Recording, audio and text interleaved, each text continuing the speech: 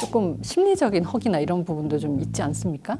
학교 갔다 오는데 마음이 편해지니까 이 편한 상태에서 뭔가 좋은 걸 해보고 싶은 그런 것도 좀 있을 것 같은데, 그래서 그런 부분도 좀 할 때는 사실 물리적으로도 좀 제어를 할 수 있는 이런 상황을 놓여주는 거, 그러니까 좀 양 같은 거를 이렇게 작은 포장, 소포장이라든지 시간이나 이런 거 좀 제한을 한다든지, 밖으로 나와서 다 보이는 데서 뭔가를 먹어야 될 수밖에 없는 환경이라든지 이런 거 좀 조정해 본다면 좀 도움이 될 수 있지 않을까 이런 생각을 해봅니다. 안녕하세요. 아플 때 찾아보는 씩씩TV 한림대학교 성심병원 가정학과의 박경희입니다. 오늘 우리가 얘기를 해볼 주제가 소아청소년 비만입니다. 우리가 소아청소년 비만에서 제일 중요한 두 가지의 축이 있죠. 영양과 신체 활동입니다. 그래서 오늘 그 부분에 대한 전문가 두 분을 모셨는데요. 안녕하세요. 저는 경희대학교 의학영양학과의 임현정입니다. 안녕하세요. 연세대학교의 김윤명입니다. 사실 우리가 이렇게 모인 거는 인연이 있기는 하죠. 네, 저희가 한 10년 정도 소아청소년 비만 관련된 아이캠 프로젝트를 함께 진행을 했습니다. 그래서 상당히 아이들 비만을 개선하는데 많이 노력을 해주셨어요. 그래서 어떻게 하면 우리 아이들의 비만을 좋아지게 할 수 있을까, 우리 한번 오늘 얘기해 보기로 하겠습니다. 일단 임현정 교수님께 제가 한번 여쭤보고 싶은 거는 영양 파트를 맡고 계시잖아요. 근데 아이들은 사실 성장을 해야 되기 때문에 먹는 것에 대한 조절이 상당히 조심스러울 것 같습니다. 사실은 가장 쉬우면서도 또 어려운 거라고 하는데요. 저희가 늘 얘기하는 게 균형식입니다. 그러니까 골고루 먹게 하는 것. 대신에 그 양을 골고루인데 전반적으로 좀 양을 줄이는 게 이게 제일 이제 필수적인 부분인데, 그거를 좀 하기가 어려운 부분들이 있어서 짧게 아주 짧은 기간 동안, 예를 들면 3개월, 6개월 길게 하자 이런 것보다는 아이들이니까 일주일 이런 식으로 조금씩 줄여나가서 그거 익숙해지면 그 다음 단계로 가고, 이런 식의 좀 장기적인 플랜이 필요할 것 같습니다. 우리가 이제 소아청소년 비만을 치료를 하거나 관리를 할 때 결국은 운동의 중요성을 간과할 수가 없을 것 같아요. 우리가 운동이라는 게 유산소 운동이나 여러 종류가 있지만 특히 남자아이들이요. 몸 만드는데 상당히 관심이 많더라고요. 그래서 다른 운동 안 하고 그냥 막 기구 운동을 하는 경우를 봤어요. 근데 사실 이제 어린 나이에 자기 체중을 실어서 하는 운동 정도는 모르지만 이렇게 기구 운동을 무리하게 하는 것이 별로 좋지는 않다라고 하는 얘기가 있던데. 좋지 않다라고 볼 수도 있죠. 성장하는 단계에서는 뼈나 근육이 가중치에 성장하고 있기 때문에 과부하가 걸리게 되면 굉장히 어떤 성장을 추후에 저해하게 되는 요인으로 갈 수도 있고, 운동 상해와 연결될 수도 있기 때문에 그러한 경우는 매우 주의가 필요합니다. 그러면 이제 기구 운동을 무리하게 하는 것은 조금 피하는 게 좋고, 특히 이제 비만해서 체지방이 많거나 하는 경우에는 이제 지방을 조금 더 태워서 줄이거나 하는 게 필요하니까 유산소 운동을 위주로 해서 그렇게 진행을 하면 더 좋겠습니다. 그게 전문가신데 왜 교수님은 안 하실까요? 그게 정말 큰 숙제인데, 네. 제가 먹는 거 조절은 상당히 비교적 잘 하는 편이에요. 먹는 거는 저는 먹는 거 조절해요.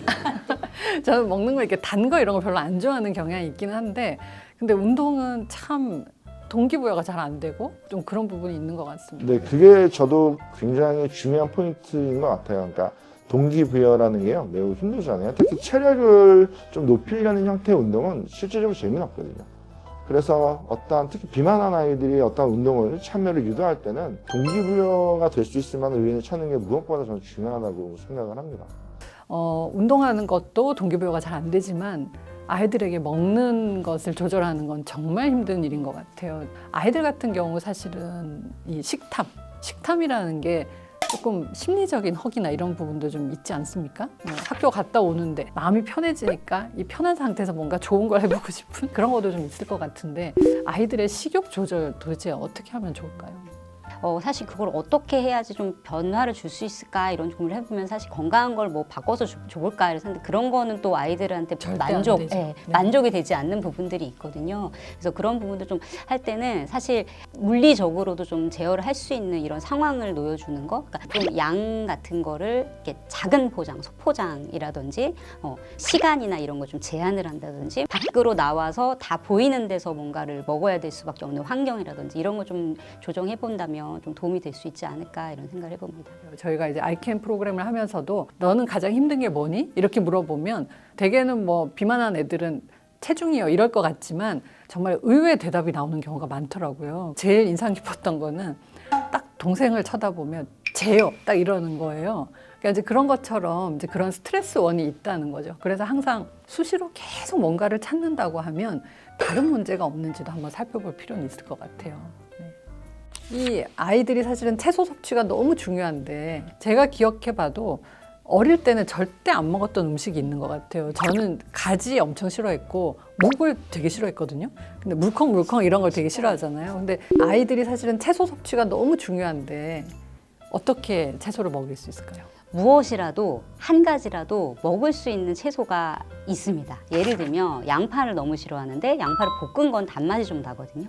아니면 토마토는 싫어하는데 토마토 소스는 또 좋아해요. 아, 그렇죠. 네, 근데 토마토 소스를 먹으라는 건 아니고 토마토 자체로 이제 소스처럼 갈아서 먹는다든지 이렇게 하는 방법들이 좀 있을 수 있을 것 같고요. 아이들이 먹지 않아도 부모님은 끊임없이 너 이거 안 먹으니까 먹지 마 이거보다는 계속해서 상에 올리고 같이 먹을 수 있는 노출을 계속하다 보면 어느 나중에 하루는 먹어보고 이거는 한 번은 도전해 볼 수 있겠어 이런 게 생길 수 있거든요. 그래서 채소를 찾아가는 과정 이런 것들이 중요할 것 같습니다. 운동도 동일합니다, 교수님. 그렇죠. 운동도 네. 아이들이 어떻게 해야지라기보다는요, 부모님이 어떤 건강을 위해서 굉장히 다양한 스포츠 활동에 참여하는 모습을 자연스럽게 노출시키면 그 아이들도 자연스럽게 따라 하게 되거든요. 그래서 지금 앉아 계신 부모님들 움직이십시오. 그러면 아이들이 움직입니다. 네, 항상 가장 문제가 되는 게 식탁에서도 막 삼겹살 막 구워가지고 막 드시면서 애한테 이제 아예 딴 식단, 건강 식단이라고 생각해서 따로 이렇게 차려주시기도 하고 하는데 아이들은 그걸 되게 소외감을 느끼고 약간 차별을 받는다는 그런 생각을 하나 보더라고요. 그래서 이제 가족이 다 같이 건강한 식단, 건강한 신체 활동 이제 이런 것들을 하면 가장 효과적이고 좋을 것 같습니다.